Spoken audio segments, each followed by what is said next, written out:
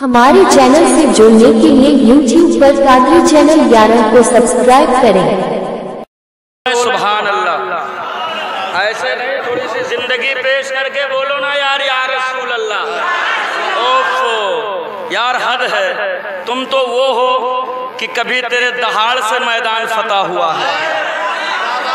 अमा जवानों, तेरे हौसले को देखकर कुफ्र अपने सर को दीवार से टकरा टकरा कर जान देने की कोशिश कर रही है कि माल मुसलमानों का लूटा जा रहा है, घर मुसलमानों का फूंका जा रहा है, बच्चे मुसलमानों के ज़बा किए जा रहे हैं, बेटियों को धर्म परिवर्तन के नाम से बदला जा रहा है।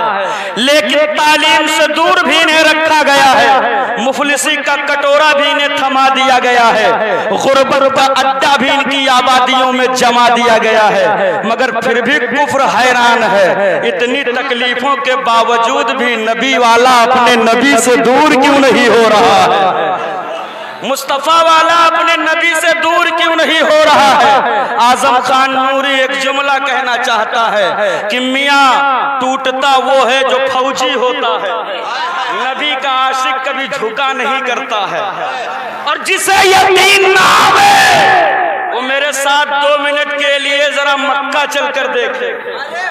एक गुलाम है जो कुफ्र की जंजीरों में जकड़ा हुआ है, जिसके पैरों में मुस्तफा, जिसके पैरों में कुफ्र की जंजीरें हैं। कभी गुलामी उतबा की है, कभी गुलामी शैबा की है, कभी गुलामी उमैया की है। लेकिन जिस दिन उस गुलाम ने सुना कि अब्दुल्ला के आंगन में एक चांद उतरा है,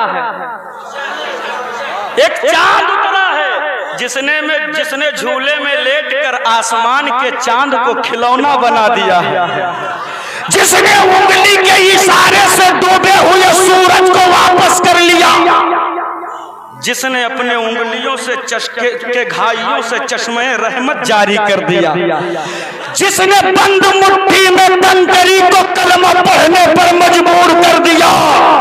जब सुना है तो कुफ्र की सारी जंजीरों को तोड़कर और या हद के नारों से सदाएं बुलंद की है, तो कुफ्र ने भी यह अहद कर लिया कि जुल्म और मजालिम ढाने लोगों ये टूट जाएगा।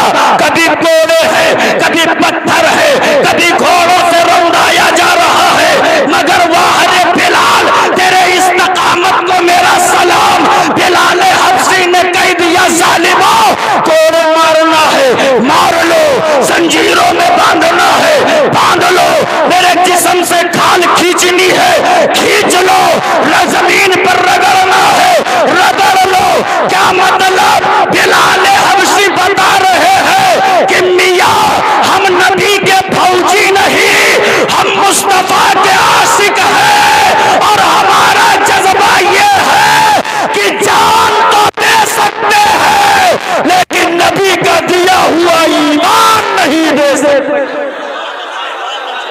हम नबी का दिया हुआ ईमान, हम नबी का दिया हुआ ईमान। लेकिन अफसोस है तेरी आबादी पर जब मेरी नजर पड़ती है, कहाँ है मेरा माशरा? किस दलदल में जाकर तुमने खुद को डाल दिया? गफलत की वो कौन सी चादर है जो तेरे हटाए नहीं हट रही? क्या बात है जो तेरी नस्लें शराबी है? क्या वजह है कि तेरी नस्लें जुआड़ी हैं? क्या वजह है कि तेरी आबादियों में जिना का बाजार गर्म है? क्या वजह है? इन उलमा इकराम की बारगाह में जानवे अदब तय करके पूछो, हुजूर आखिर अपनी औलादों को कैसे बचाया जाए? तो उलमा तुम्हें जवाब देंगे, इन्हें एक ही रास्ता है बचाने का, इन्हें मदरसों में डालकर मुस्तफा का दीन सिखा दो। जब ये शराब की नापाकी को समझ लेगा तो जान तो दे देगा, मगर शराब के करीब नहीं जाएगा। इनको पढ़ा दो, इन्हें मुस्तफा का दीन सिखा दो, और साथ ही साथ इन्हें दुनियावी तालीम भी दे दो, ताकि दीन के साथ साथ अपनी जिंदगी गुजारने का हुनर भी आ जाए। अफसोस बना दो, आला पैमाने पे ले जाके खड़ा कर दो। कारी फिरोज साहब केवला दिल जल उठता है दिल। इनसे कहो बना दो अपने बेटों को तुम IAS, बना दो अपने बेटों को IPS। अरे तेरी मस्जिदों को जमीन में मिलाया जा रहा है, तेरे बुजुर्गों के आस्थानों को उजाड़ा जा रहा है, तेरी खानकाहों को मिस्मार किया जा रहा है और तुम हड्डी खोरी में मस्त हो। जितनी बड़ी पतेली गोश्त की हड्डी की चढ़ी है उतना बड़ा ईमान वाला माना जा रहा है। अगर इनसे कहो पढ़ा दो अपनी नस्लों को तो इनका रोना है मौलाना हमसे बड़ा मुफलिस कोई नहीं है, हमसे बड़ा लाचार कोई नहीं है, हमसे बड़ा भिखमंगा कोई नहीं है। कारी साहब क़िबला ये कौम जो भिखमंगा होने का दावा करती है, मेरे इसी माशरे के हालात पर जब मेरी नजर पड़ती है, जिसके पास खाने को खाना नहीं है ये दावा है, वही कौम वलीमे के नाम पर जमीनें बेच रही है, वही कौम बारात के नौटंकी के नाम पर बीवियों बहनों के ज़ेवरात गिरवी रख रहे हैं, हड्डी खोरी के नाम पर कर्ज 10-10 लाख का ले रहे हो। नस्लें जाहिल है जाहिल, नस्लों को तोड़ा जा रहा है मगर तुम हड्डी में मस्त हो। बुजुर्गों की मज़ारों को तोड़ा जा रहा मगर तुम हड्डी में मस्त हो। अब मुझे खानकाहों को मिस्मार किया जा रहा मगर तुम हड्डी में मस्त हो।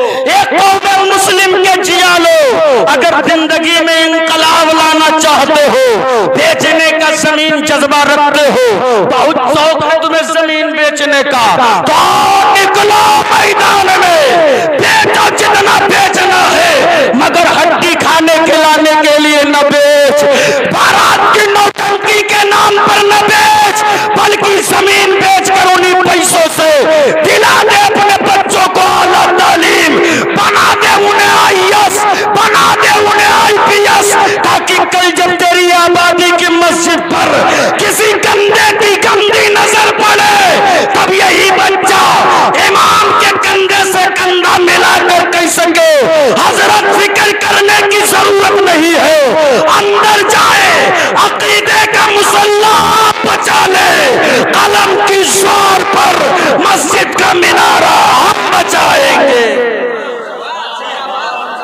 बोलो बचाता कि नहीं बचाता, बचाता कि नहीं बचाता। लेकिन अफसोस अफसोस सद अफसोस, दिल के फपोले जल उठे सीने की दाग से, इस घर को आग लग गई घर के चिराग से। क्या आलम बना दिया है यार माशरे का तुमने। तुम्हारे कौम का 70% जवान शराबी है, शराबी। तेरी नस्लों का 75% इंसान गंजेड़ी है, सुट्टा मार रहा है, अपने हाथों से इंजेक्शन दे रहा है नशा का। कभी तुमने इस पे गौर किया है क्या वजह है? तुम तो उलमा से दूर भाग रहे हो, इनके हर चेहरे में तुम्हें चोर नजर आ रहा है। अमा इन्हें चोर समझना बंद कर दे। जिस दिन ये न रहे, याद रखना कोई तेरी वजूद को नहीं समझेगा, तुझ पर ऐसे सीधे सीधे तुझे सभा कर दिया जाएगा। इसलिए कि तुमने दुनियादारों को अपना हीरो बना लिया।